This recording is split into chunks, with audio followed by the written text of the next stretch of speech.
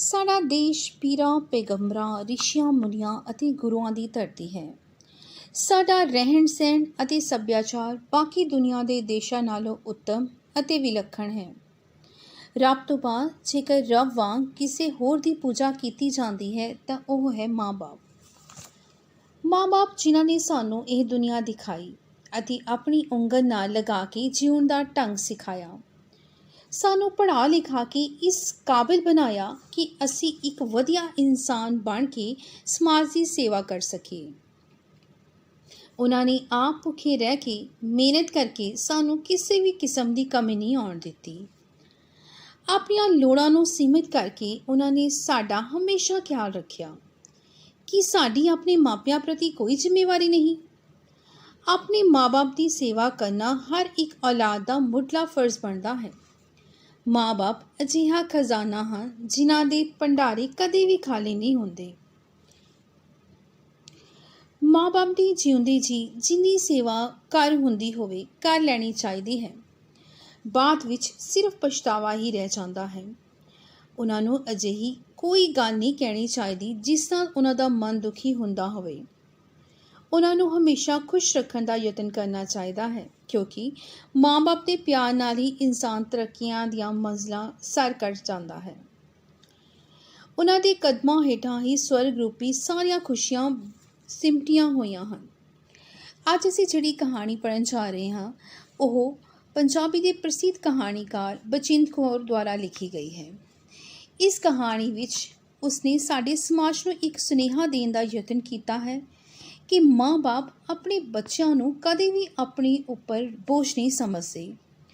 ਉਹ ਬੱਚਿਆਂ ਦੀ ਦੇਖਭਾਲ, ਰੋਟੀ ਪਾਣੀ ਆਦਿ ਦਾ ਸਭ ਤੋਂ ਵਧੇਰੇ ਖਿਆਲ ਰੱਖਦੇ ਹਨ। ਉਹ ਆਪ ਭੁੱਖੇ ਰਹਿ ਲੈਣਗੇ ਪਰ ਆਪਣੀ ਔਲਾਦ ਨੂੰ ਕਦੇ ਵੀ ਭੁੱਖਿਆਂ ਸੌਣ ਨਹੀਂ ਦਿੰਦੇ। ਪਰ ਬੱਚੇ ਵੱਡੇ ਹੋ ਕੇ ਆਪਣੇ ਹੀ ਮਾਂ-ਬਾਪ ਨੂੰ ਰੋਟੀ ਦੇਣ ਲਈ ਦੁੱਖ ਅਤੇ ਮਜਬੂਰੀ ਸਮਝਦੇ ਹਨ। ਸੋ ਪੜ੍ਹਦੇ ਹਾਂ ਬਚਿੰਦ ਕੌਰ ਦੀ ਲਿਖੀ ਹੋਈ ਕਹਾਣੀ ਦੁੱਧ ਤੇ ਪੁੱਤ।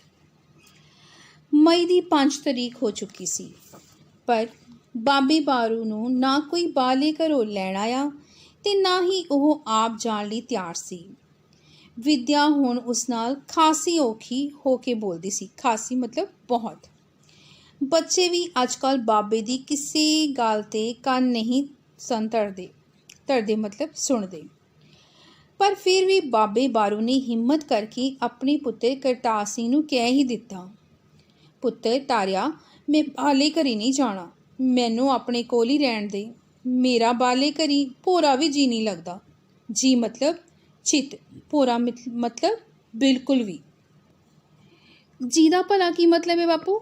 ਜਦ ਮਾਂ ਦੇ ਵਾਰੇ ਵਾਲੇ ਦਿਨ 5 ਭਾਈਆਂ ਵਿੱਚ ਇਹ ਫੈਸਲਾ ਹੋਇਆ ਹੈ ਕਿ ਅਸੀਂ 5 ਭਾਈ ਤੁਹਾਨੂੰ 3-3 ਮਹੀਨੇ ਰੋਟੀ ਦੇਵਾਂਗੇ। ਵਾਰੀ ਦੇ ਮੁਤਾਬਕ ਪਹਿਲੀ ਤਰੀਕ ਤੇ ਤੁਹਾਡੇ 3 ਮਹੀਨੇ ਇੱਥੇ ਪੂਰੇ ਹੋ ਚੁੱਕੇ ਹਨ। ਹੁਣ ਤੁਹਾਨੂੰ ਪ੍ਰੀਤੂ ਦੇ ਘਰ ਚਲੇ ਜਾਣਾ ਚਾਹੀਦਾ ਹੈ। ਬਾਬਾ ਅੱਗੋਂ ਕੁਝ ਵੀ ਉੱਤਰ ਨਾ ਦੇ ਸਕਿਆ। ਵਾਰੇ ਮਤਲਬ ਵੱਡਾ ਕਰਨਾ। ਬਜ਼ੁਰਗ ਦੀ ਅੰਤਿਮ ਕਿਰਿਆ ਵੇਲੇ ਦੀ ਰਸਮ ਨੂੰ ਕਹਿੰਦੇ ਆ ਵਾਰੇ ਕਰਨਾ। ਆਖਿਰ ਬਾਬੇ ਬਾਰੂ ਨੂੰ ਬਾਲੇ ਘਰ ਪ੍ਰੀਤੂ ਕੋਲ ਆਉਣਾ ਹੀ ਪਿਆ। ਭਾਵੇਂ ਅੰਦਰੋਂ ਉਸਦੀ ਵੱਡੀ ਰੂਹ ਨਹੀਂ ਸੀ ਕਰਦੀ ਇੱਥੇ ਆਉਣ ਨੂੰ, ਪਰ ਮਰਦਾ ਕੀ ਨਾ ਕਰਦਾ। ਵੱਡੀ ਰੂਹ ਨਹੀਂ ਕਰਨਾ ਮਤਲਬ ਬਿਲਕੁਲ ਮਨ ਨਹੀਂ ਕਰਨਾ। ਕਰਤਾਰੇ ਨੇ 3 ਮਹੀਨੇ ਪਿੱਛੋਂ ਸਾਫ਼ ਕਹਿ ਜੋ ਦਿੱਤਾ ਸੀ, ਬਾਪੂ ਹੁਣ ਤੂੰ ਪ੍ਰੀਤੂ ਦੇ ਘਰ ਚਲਾ ਜਾ। ਪ੍ਰੀਤੂ ਦੀ ਵਹੁਟੀ ਬੰਤ ਬਾਬੇ ਬਾਰੂ ਦੀ ਸੇਵਾ 'ਚ ਕੋਈ ਕਸਰ ਨਾ ਰੱਖਦੀ। ਹਫ਼ਤੇ 'ਚ 2 ਵਾਰੀ ਉਸਦੇ ਕੱਪੜੇ ਧੋ ਦਿੰਦੀ। ਚਾਹ ਪਾਣੀ ਸਮੇਂ ਸਿਰ ਬਾਬੇ ਨੂੰ ਤਿਆਰ ਕਰਕੇ ਦੇ ਦਿੰਦੀ।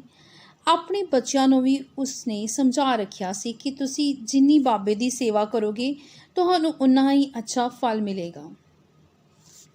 ਵੱਡਿਆਂ ਦੀ ਆਤਮਾ ਖੁਸ਼ ਰੱਖਣ 'ਤੇ ਰੱਬ ਵੀ ਖੁਸ਼ ਰਹਿੰਦਾ ਹੈ। ਪਰ ਇੰਨਾ ਕੁਝ ਕਰਨ 'ਤੇ ਵੀ ਬੰਤ ਦੀ ਆਪਣੀ ਆਤਮਾ ਨੂੰ ਕਦੇ ਸ਼ਾਂਤੀ ਨਾ ਮਿਲਦੀ। ਉਸਦਾ ਪਤੀ ਸ਼ਰਾਬੀ ਸੀ।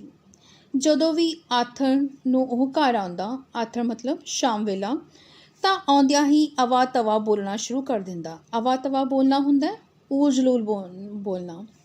ਕਿਸੇ ਨਾ ਕਿਸੇ ਬਹਾਨੇ ਬੰਤ ਨਾਲ ਝਗੜਾ ਕਰਦਾ।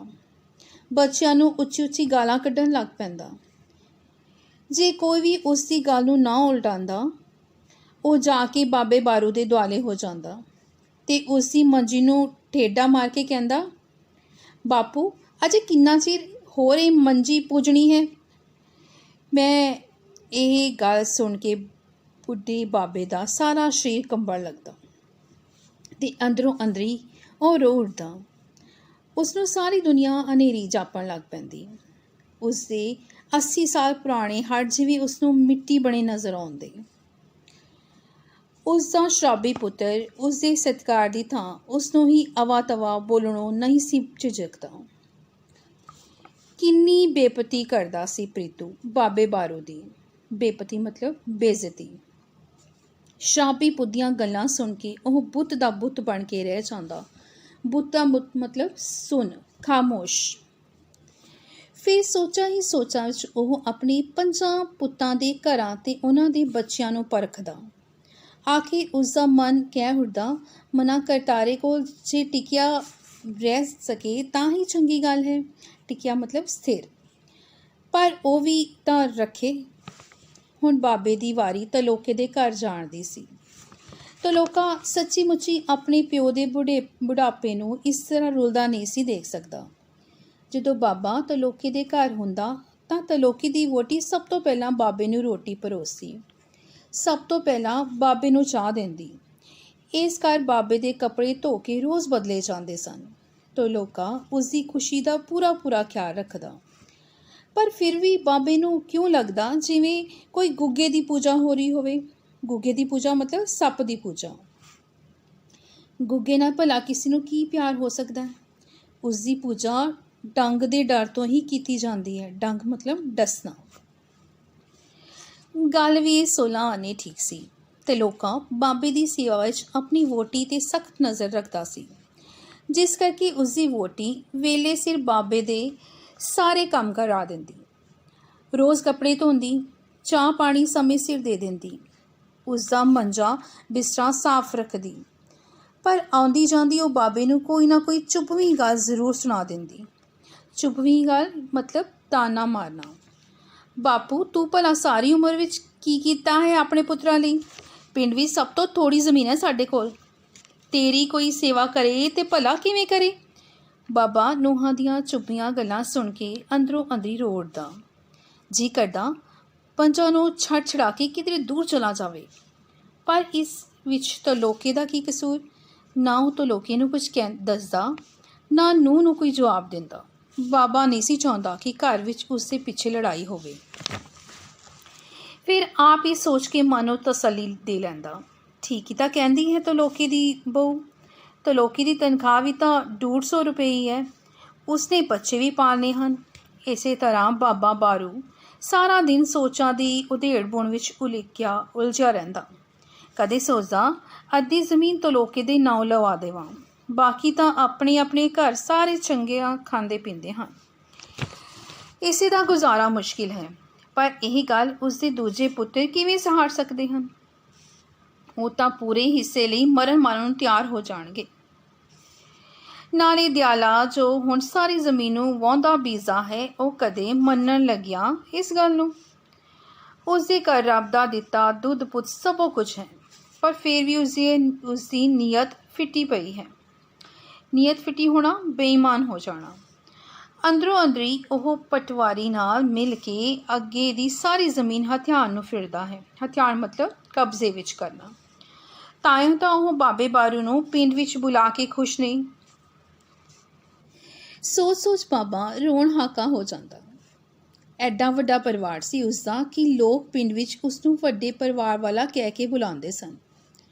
ਜਦੋਂ ਕਦੇ ਉਹ ਸਾਰੇ ਪੋਤੇ ਪੋਤੀਆਂ 'ਚ ਬੈਠਾ ਹੁੰਦਾ ਸੀ ਤਾਂ ਉਸਨੂੰ ਕਈ ਵਾਰ ਇਹ ਵੀ ਭੁੱਲ ਜਾਂਦਾ ਕਿ ਕਿਹੜਾ ਪੁੱਤਰ ਦਿਆਲੇ ਦਾ ਤੇ ਕਿਹੜਾ ਪ੍ਰੀਤੂ ਦਾ। ਪਰ ਕੋਈ ਉਸਦੀ ਬਾਤ ਨਹੀਂ ਪੁੱਛਦਾ। ਜਦੋਂ ਉਸਦੀ ਪਤਨੀ ਜਿਉਂਦੀ ਸੀ ਤਾਂ ਉਹ ਪਿੰਡ ਹੀ ਰਹਿੰਦਾ ਸੀ ਤੇ ਦਿਆਲੇ ਨੇ ਉਸਦੀ ਮੰਜੀ ਨੀਰੇ ਆਲ ਅੰਦਰ ਡਾਹ ਰੱਖੀ ਸੀ। ਪਰ ਜਦੋਂ ਮਰ ਗਈ ਤਾਂ ਉਸਦੀ ਮੰਜੀ ਦਾ ਕੋਈ ਠਿਕਾਣਾ ਨਹੀਂ ਰਿਹਾ। ਪਹਿਲਾਂ ਦੂਜੇ ਵੱਲ, ਦੂਜਾ ਤੀਜੇ ਵੱਲ, ਤੀਜਾ ਚੌਥੇ ਵੱਲ ਧੱਕਣ ਨੂੰ ਤਿਆਰ ਰਹਿੰਦਾ ਸੀ।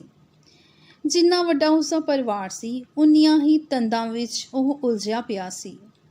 ਕਈ ਵਾਰ ਬਹੁਤਾ ਦੁਖੀ ਹੋ ਕੇ ਉਹ ਆਪਣੀ ਸਵਰਗਵਾਸੀ ਪਤਨੀ ਨੂੰ ਕਹਿ ਉੱਠਦਾ, ਦੇਖ ਭਾਗਵਤੀ, ਤੂੰ ਕਹਿੰਦੀ ਹੁੰਦੀ ਸੀ ਜਿੰਨੇ ਪੁੱਤ ਬਹੁਤੇ ਹੋਣਗੇ ਉਨਾ ਹੀ ਬਹੁਤਾ ਸੁੱਖ ਮਿਲੇਗਾ ਬੁਢਾਪੇ ਵਿੱਚ।